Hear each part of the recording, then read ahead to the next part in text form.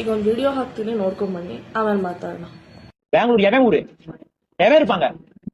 உண்மையான பேர் என்ன தெரியுமா? சொல்லுங்க. வெண்காலூர். வெண்காலூர் என்ன பொருள் தெரியுமா? வெண்ணை மேல் இந்த பகுதி. இந்த வெண்காலூர்ங்கிற தூய தமிழ் ஊரை ಬ್ಯಾಂಗ್ಳೂರ್ನು ಮಾತಿ ಅದೇನ್ ಪೇರ್ ಸ್ಪೆಲ್ಲಿಂಗ್ ಎಲ್ಲ ಲೊಟ್ಟು ಮಾತಿ ಇನ್ನಕ್ಕೆ ಬ್ಯಾಂಗ್ಳೂರ್ನು ಮಾತಿ. ನೋಡಿದ್ರಿ ಅಂತ ಅನ್ಕೋತೀನಿ. ಆ ವಿಡಿಯೋದಲ್ಲಿ ಮಾತಾಡ್ತಾರೋ ವ್ಯಕ್ತಿ ಹೇಳ್ತಾ ಇದ್ದಾನೆ, ಬೆಂಗಳೂರು ನಮ್ದಲ್ವಂತೆ, ಬೆಂಗಳೂರು ಅವ್ರದಂತೆ.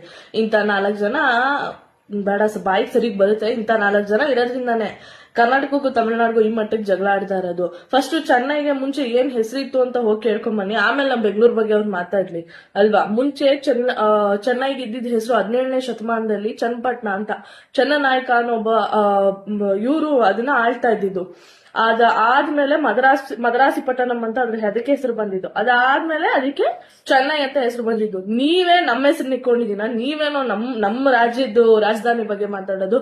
ಫಸ್ಟ್ ನಿಮ್ಮಂತ 4 ಜನ ನೋಟಂಕಿಗಳು ಇರೋದ್ರಿಂದಾನೆ ನಾವು ಬಾರ್ಡರ್ ಅಲ್ಲಿ ಅಷ್ಟು ಮಟ್ಟಕ್ಕೆ ಜಗಳ ಆಡ್ಕೊಂಡು ಸಾಯೋದು.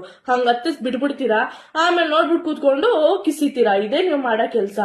ಈಗಾಲ ಎಲ್ಲಾ ಬಂದ್ಬಿಟ್ಟು ಬೆಂಗಳೂರಲ್ಲಿ ತುಂಬ್ಕೊಂಡು ನಮ್ದು ಅಂತವ್ರೆ, ನೀನೊಬ್ಬ ಬಾಕಿ ಇದೆಪ್ಪ, ನಿಂಗೂ ಕೊಟ್ಬಿಡ್ತೀವಿ ಜಾಗನ. ಏನ್ ಹೇಳ್ತೀರಾ? ಪ್ರಪಂಚ ಗೊತ್ತಿಲ್ಲ, ಹಿಸ್ಟ್ರಿ ಗೊತ್ತಿಲ್ಲ ಅಂದ್ರೆ ಎಲ್ಲ ನಮ್ದೇ ಅಂತೀರಾ ಅಂತ ನನ್ ಮಕ್ಳೇ ನೀವುಗಳು. ದಯವಿಟ್ಟು ಈ ವಿಡಿಯೋನ ಎಲ್ರಿಗೂ ಶೇರ್ ಮಾಡಿ. ಆಲ್ಮೋಸ್ಟ್ ನಿಮ್ಗೆಲ್ರಿಗೂ ಗೊತ್ತಿರುತ್ತೆ ಬೆಂಗಳೂರು ಅನ್ನೋ ಹೆಸರು ಯಾವಾಗಿಂದ ಬಂತು, ಬೆಂದಕಾಳೂರು ಅಂತ ಅನ್ನೋ ಹೆಸರು ಯಾವಾಗಿಂದ ಇತ್ತು ಅಂತ.